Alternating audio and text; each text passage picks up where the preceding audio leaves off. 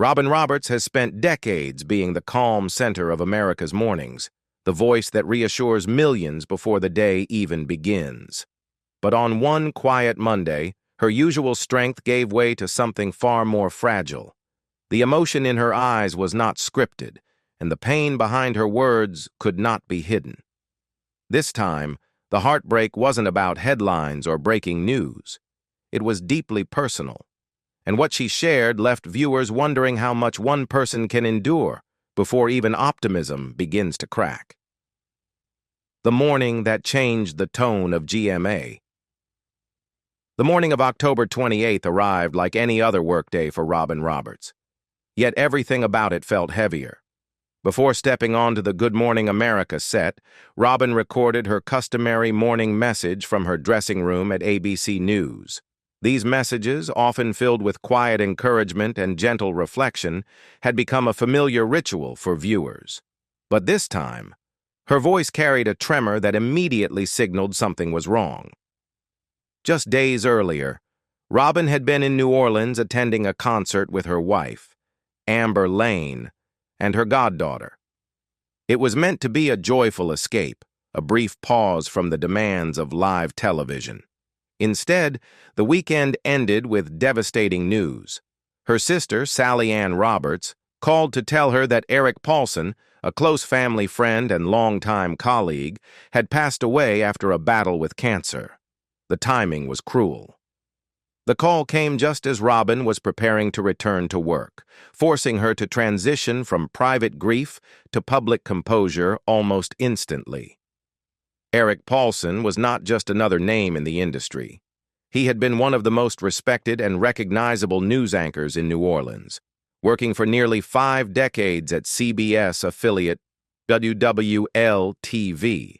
He and Sally Ann Roberts had shared the morning television space for years, becoming a familiar and trusted presence in the homes of countless viewers. Their professional partnership evolved into something deeper, a bond built on shared responsibility, shared pressure, and shared devotion to journalism. As Robin spoke about Eric, she struggled to maintain her composure.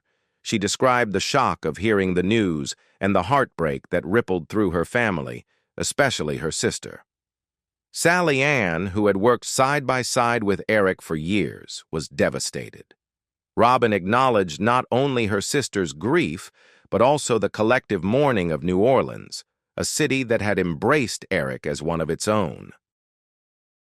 Eric had revealed his cancer diagnosis only weeks earlier, describing it as an aggressive form of the disease. Despite his determination and optimism, he never returned to the anchor desk. His death at 74 came shortly after he had been honored with a Lifetime Achievement Award from the Press Club of New Orleans, a recognition that now felt painfully final. Robin ended her message by dedicating her morning prayer to Eric, speaking about grief and healing, and offering a kiss to the sky. It was a small gesture, but one that spoke volumes. For viewers, it was a reminder that even the strongest public figures carry private sorrow, and that sometimes the most heartbreaking news isn't delivered during a broadcast, but just before the cameras turn on, when survival became a countdown. Long before that emotional morning in October, Robin Roberts had already learned what it feels like to hear words that quietly rearrange your entire future. In August, years earlier, she confirmed something no one ever expects to say out loud. She had breast cancer. The diagnosis came after a self-examination prompted by grief, the death of her colleague, Joel Siegel. What should have been a routine moment turned into a life-altering discovery, one she later described as surreal, as if her body had betrayed her without warning. Robin did not hide. She wrote openly about the diagnosis, sharing that she had already undergone surgery. Treatment followed quickly and relentlessly. Surgery, 8 rounds of chemotherapy, and nearly 2 months of radiation.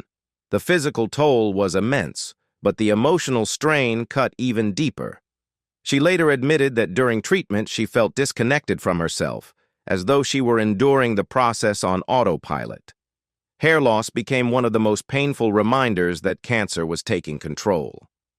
In April, she made a decision that would resonate far beyond the studio. She removed her wig on air, revealing her natural hair to millions of viewers. It was not a publicity moment. It was an act of defiance. She later explained that shaving her head was about reclaiming agency, a reminder that cancer did not get to decide everything. She did. Just when the world believed the worst was behind her, another blow arrived. In June, Robin was diagnosed with myelodysplastic syndrome, a rare blood cancer often caused by previous cancer treatment. This time, the message from her doctors was devastatingly blunt. Without a bone marrow transplant, she was told she had only a year or two to live. Survival was no longer about optimism or resilience alone. It depended on a donor. The search was desperate. Registries were checked. Time passed. Hope narrowed. Then, against the odds, her sister, Sally Ann, was found to be a perfect match. The news was described as miraculous, especially given how few matches exist even among family members. The procedure itself was brutal. Robin later recalled being in another place during the transplant after days of chemotherapy designed to wipe out her immune system entirely. In February, she returned to Good Morning America and spoke a sentence that became symbolic of survival itself. She said she had been waiting 174 days to say those words again. For viewers, it was a triumphant moment. For Robin, it was proof that life had granted her more time. Time she would never take for granted. But survival, she would learn, does not pause grief. It only rearranges it. The loss that came at the worst possible time. As Robin Roberts prepared for the most critical medical fight of her life, another tragedy unfolded almost simultaneously, one that would leave a permanent mark on her sense of safety and belonging. Just as she began her medical leave to confront myelodysplastic syndrome, her family was facing an emergency of a different kind. Her mother, Lucy Marion Roberts, was gravely ill in Mississippi. The timing was unforgiving. Robin had been told she might have only a year or two to live without a bone marrow transplant. At the same moment, she was rushing home through a region still battered by Tropical Storm Isaac, navigating flooded roads not as a television anchor, but as a daughter desperate to reach her mother in time. The professional world around her was celebrating milestones, ratings, victories, career longevity, while her private world was collapsing quietly. Lucy Marion Roberts passed away on August 30th. Robin was there, holding her mother's hand as she took her final breath. That moment, she later admitted, shattered her. It was not only the loss itself, but the emotional contradiction it created. On the very day she was told her own life expectancy might be limited, she was also saying goodbye to the woman who had been her emotional anchor since childhood. Her sister Sally Ann, who was preparing to donate bone marrow that could save Robin's life, rushed home as well. The family found themselves suspended in a cruel paradox. One life hanging in the balance, another slipping away. Robin later reflected on the cruelty of that overlap, explaining that while her career was reaching unprecedented heights, her personal life was enduring its deepest fracture. In later interviews, she spoke about how often she still thinks about her mother, especially during moments of public success. She wondered aloud what Lucy Marion would have made of everything that followed. The survival, the advocacy, the renewed sense of purpose. Robin said she imagines her mother cheering from what she called a heavenly balcony, proud but still deeply missed. Strength under scrutiny. While Robin Roberts' public image has long been associated with warmth and reassurance, the professional environment she navigated behind the scenes was not always as supportive as it appeared. Long before she became one of the most trusted faces on Good Morning America, Robin was already aware that her path would be more complicated than it was for others. Early in her career, she spoke openly about how difficult it was to get hired at all, aware that race shaped perception in ways talent alone could not erase. Those challenges did not disappear with success. Years later, even after surviving cancer and becoming central to the network's identity, Robin found herself entangled in a controversy that exposed deeper issues within the workplace. Reports emerged that a senior executive had made racially insensitive remarks connected to discussions about Robin's salary. The revelations were jarring, especially given her stature and years of loyalty. An internal investigation ultimately confirmed inappropriate language, and the executive was dismissed. For Robin, it was not just about accountability. It was about confronting the reality that respect is not always guaranteed, no matter how indispensable someone becomes. At the same time, tensions surfaced within the GMA team itself. Allegations surrounding a former producer and claims of a toxic work environment led to public speculation about friction between Robin and her longtime co-anchor, George Stephanopoulos. According to reports, Robin expressed deep anger over how the situation was handled, making it clear that she would fiercely protect those on her team. Though the network later denied any lasting rift and insisted the issue had been resolved internally, the episode revealed how emotionally invested Robin remained in the integrity of the workplace. These moments mattered because they occurred after everything she had already endured: illness, grief, survival. They underscored a difficult truth. Recovery does not shield someone from injustice or disappointment. Robin was not just fighting to stay alive, she was fighting to maintain dignity in spaces where power dynamics often silenced discomfort. The people who held her together. Behind every moment Robin Roberts managed to stay upright in public, there were people quietly holding her together in private. At the center of that support system was her sister, Sally Ann Roberts. Their bond had always been close, but illness transformed it into something far deeper.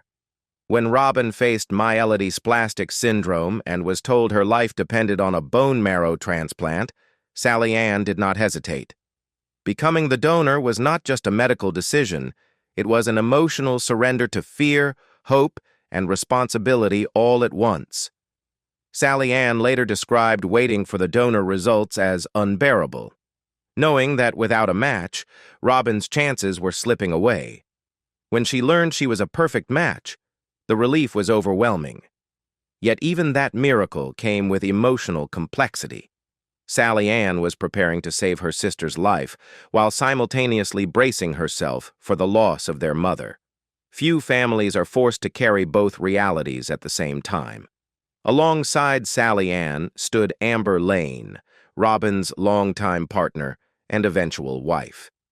Their relationship began quietly, away from public attention, but grew into a source of emotional grounding during Robin's darkest moments. Amber was there during chemotherapy, through the exhaustion and vulnerability that Robin rarely allowed the world to see. When Robin later faced MDS, Amber again became the constant presence, steady, private, and fiercely protective. Years later, the roles reversed. When Amber was diagnosed with breast cancer, Robin found herself confronting a new kind of fear. She had already survived the disease twice, but watching the person she loved endure it was more emotionally devastating than her own diagnoses. Robin admitted she cried more during Amber's treatment than she ever had during her own battles. This time, optimism felt heavier because it came with helplessness. Their relationship deepened through shared vulnerability. They learned how to exist in uncertainty together, how to balance hope with realism, and how to show up even when strength felt depleted. When they eventually married, it was not the culmination of a fairy tale, but the quiet acknowledgement of everything they had already survived side by side. When grief finds its way on air. By the time Robin Roberts stood in her dressing room that October morning, grief was no longer something she could compartmentalize. It had followed her through decades of survival, loss, and resilience, and now it was standing with her just minutes before she went live. The news of Eric Pollson's death reopened wounds that had never fully healed because his passing was not an isolated loss. It echoed everything Robin had already endured. Eric had been more than a respected news anchor. He was part of her family's emotional geography, someone who shared not just a profession, but a sense of duty, especially with her sister Sally Ann. Watching her sister grieve so deeply struck Robin in a place she knew too well. She had been there before, when doctors spoke in timelines, when hospitals replaced homes, when phone calls carried irreversible news. What made that morning different was not just the sadness, but the accumulation.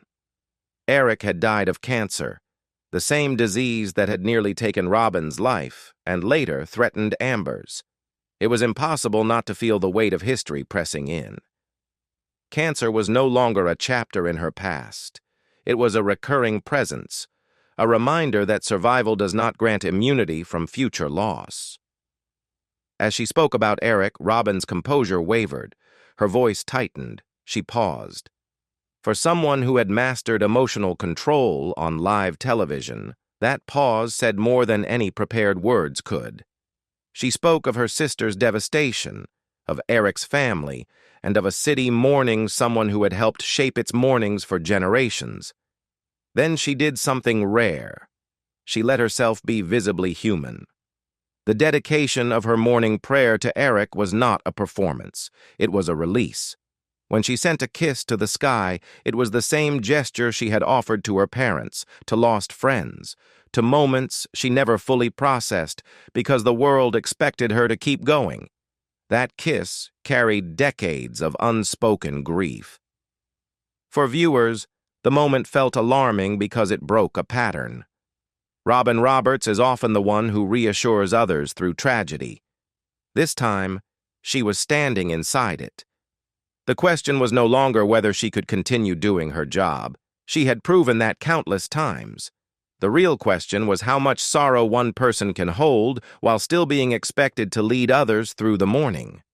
Do you think it's possible to carry this much loss and still show up for others every single morning? Or was this the moment Robin Roberts finally let us see the weight she's been carrying all along? Share your thoughts in the comments, and if this story moved you, don't forget to like, subscribe, and turn on notifications for more stories you won't hear anywhere else.